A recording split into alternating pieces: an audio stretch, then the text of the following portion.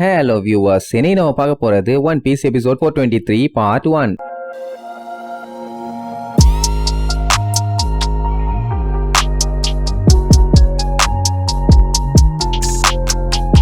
Open பண்ணா அந்த பயங்கரமான இம்பல் டவுன் ஜெயில காட்டுறாங்க. அங்க இப்ப போவா ஹேண்ட்காக்க செக் பண்ணணும். அதுக்கு அவ அந்த சி பிரிசம் ஹேண்ட்காஃப போட சொல்லுவா. உடனே போவாக்கு என்ன சொல்றதுன்னே தெரியல. ஏன்னா அதை போட்டுட்டான்னா அவளோட பவர்ஸை யூஸ் பண்ண முடியாது. அதுக்கப்புறம் செக் பண்ண ஆரம்பிச்சிருவா. அப்புறம் லூஃபி மாட்டிக்குவான். கேமரால வேற ஒரு கூட்டம் வெறி புடிச்சு பாத்துக்கிட்டு இருக்குது. அப்படியே சக்கு சக்கு சக்கு சக்குன்னு அடுத்தடுத்த ஷாட்டை காட்டுறாங்க. உடனே போவா என்ன ப்ளீஸ் ஹர்ட் பண்ணாதீங்கன்னு கியூட்டா இருக்க மாதிரி நடிப்பான். உடனே அதை பார்த்துட்டு அத்தனை பேருமே ஆணு வாய பொழப்பாங்களா. அதுவும் யார் யாரு செக் பண்ணணும்னு சொன்னவ கூடவே பாத்துக்கிட்டு இருக்குது அந்த டிரான்ஸ்போர்ட்டர் ஸ்னைல். அது கூட அவளோட அழகுல மயங்கி வாய பொளந்துரும். இது போதுமே இதை யூஸ் பண்ணி எல்லாத்தையுமே கல்லா மாத்திடுவா. சோ இப்ப பஞ்சாயத்து ஓவர். கொஞ்சம் விட்டுருந்தா லூஃபி மாட்டியிருப்பான். ஆனா அதுக்குள்ள கல்லா மாத்திட்டான். சரி ரைட், இனி சீக்கிரமா உள்ள போக வேண்டிய வேலையை பார்க்க வேண்டியதான்பா. ஆனா அவளால இனி உள்ள வர முடியாதும்பா. ஏன்னா இதுக்கப்புறம் உள்ள போகணும்னா அவ கையில அந்த சி பிரிசம் ஸ்டோனை மாட்டி விட்டுருவாங்க. அது மட்டும் இல்லாம அவ மேல போட்டிருக்க துணியை எடுத்துட்டாங்கன்னா லூஃபியால ஒளிஞ்சிக்கவும் முடியாது. அவளுக்குமே லூஃபிக்கு இன்னும் நிறைய ஹெல்ப் பண்ணணும்னு தான் ஆசை. ஆனா முடியாத நிலைமையில இருக்கேன்னு ரொம்ப ஃபீல் பண்ணுவா. லூஃபி உடனே என்ன லூசு மாதிரி பேசிட்டு இருக்க,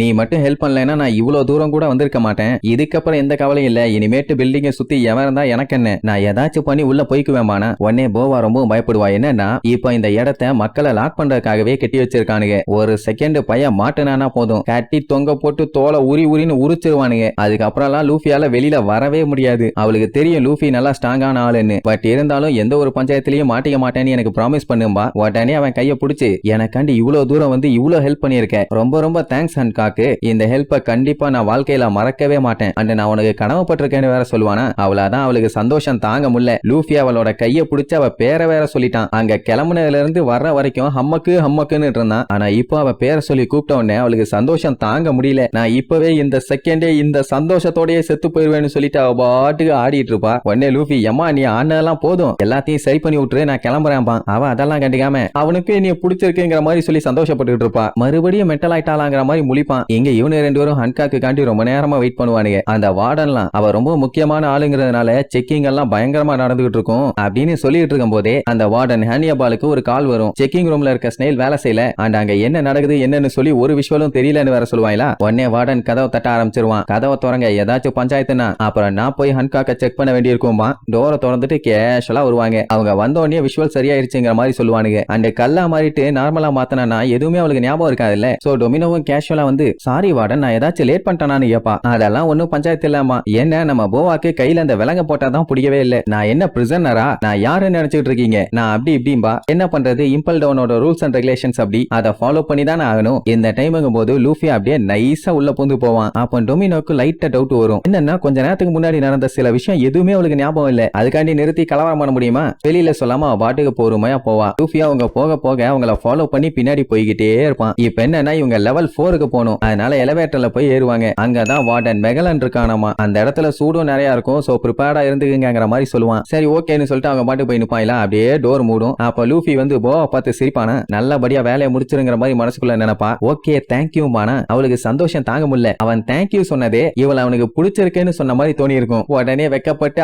ஐயோன்னு சொல்லி பொத்துன்னு விழுவா. உடனே எல்லாம் பதறுவாங்க. சடனா இவளுக்கு என்னாச்சுன்னு. அப்படியே கொஞ்சம் கொஞ்சமா எலிவேட்டர் கீழே இறங்கிட்டு இருக்கும். இங்க லூஃபிக்கு எங்க போகணும் என்ன பண்ணுனே ஒண்ணும் புரியல. அந்த வார்டன் என்ன சொன்னா, இந்த எலிவேட்டர் பேஸ்மெண்ட்டுக்கு போகுது சூடா இருக்குன்னா. அது மட்டும் இல்லாம போவாவும் ஏச வந்து அண்டர் வாட்டர்ல தான் வச்சிருப்பாங்கிற மாதிரி சொன்னா. அப்போ நம்மளால கீழே தான் போகணும். எதுக்கு இந்த டவுட் எல்லாம், அதான் அவங்கிட்ட விவரு கார்டு இருக்குல்ல, அதை யூஸ் பண்ணி கண்டுபிடிச்சு போலான்னு கை நீட்டுவான். அப்படியே டைரக்ஷனை காட்டும். இது போதும்னு சொல்லி அந்த டைரக்ஷனை ஃபாலோ பண்ணி வேகமா போவான். அப்படியே கட் பண்ணி அந்த இம்பல் டவுனுக்கு வெளியில இருக்க அண்டர் வாட்டர்ல காட்டுறாங்க. பெரிய பெரிய சி மான்ஸ்டர்லாம் வருமா. அத ப்ளூகோரிஸ்னு ஒரு கூட்டம் ஒன்னா சேர்ந்து ஒரே அட்டாக்ல பொலி போட்டு அதை சாப்பாடா கொண்டு வருவானுங்க. அவங்கள பார்த்தாலே கொஞ்சம் பயங்கரமா பெரிய சைஸ்ல இருப்பாங்க.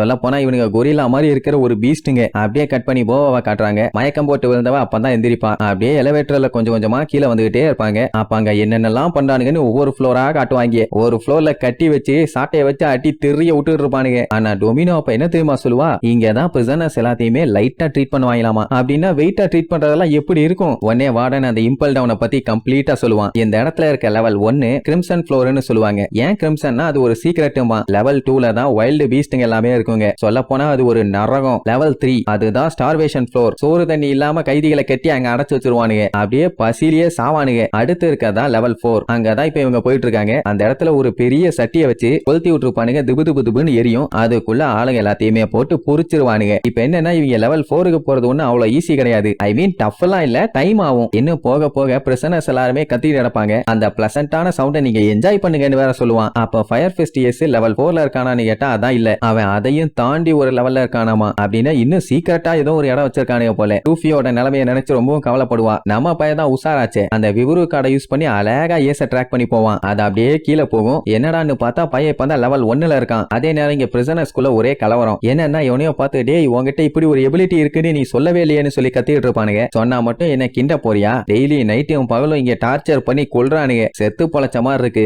நான் என்ன உங்க எல்லாத்துக்கூடயும் ஃப்ரெண்ட் ஆனானா? இல்ல நான் பாத்தீங்களா ஃப்ரீ ஆயிட்டேன். வேணும்னா நீங்களும் என்ன மாதிரி ஃப்ரீ ஆகுங்கன்னு சொல்லி ஜெயில இருந்து தப்பிச்சு எல்லாத்தையும் ஒருத்தன் வெறுப்பேத்திட்டு இருப்பான். அது வேற யாரும் இல்ல, நம்ம பக்கி தான். அவங்களால நான் பண்ணதை பண்ண முடியலனா நாய் மாதிரி சாயுங்கடா, நீங்க எல்லாம் இதுகடா உயிரோட இருந்துகிட்டுன்னு சொல்லி அவங்கள வேணும்னே வெறுப்பேத்திட்டு இருப்பான். அவனுங்க டேய் ஒரு நாள் இல்ல ஒரு நாள் கண்டிப்பா எங்க கையில மாட்டுவேன், அன்னைக்கு உன்னை வச்சுக்கிறோம்டான்னு சொல்லி கத்துன்னு கத்திட்டு இருப்பானுங்க. ஆடா போங்கடா, உங்க எல்லாத்தையும் நான் மறந்துட்டேன், நான் போயிட்டு வரேன் டாட்டான்னு சொல்லி ஜாலியா என்ஜாய் பண்ணிட்டு அந்த இடத்துல இருந்து தப்பிச்சு ஓடுறதோட இந்த எபிசோடுக்கு எண்டு கார்டு போட்டு முடிக்கிறாங்க.